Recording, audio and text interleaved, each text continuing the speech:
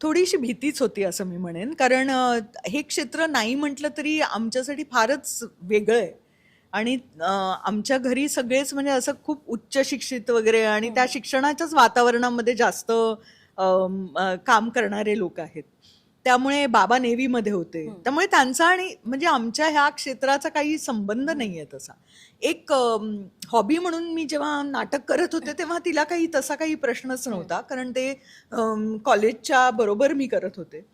पण जेव्हा मी सर्कस केल्यानंतर घरी परतले आणि मी म्हटलं की आता मी व्यावसायिक अभिनेत्री बनायचं ठरवलंय, तेव्हा तिला जरा धस्स झालं असं मला वाटतंय. कारण तिला खूप अपेक्षा होती की मी PhD कंप्लीट करून मग क्लिनिकल सायकॉलॉजीचा पुढे वापर करेन वगैरे, कारण शिक्षण इतकं झालं होतं माझं.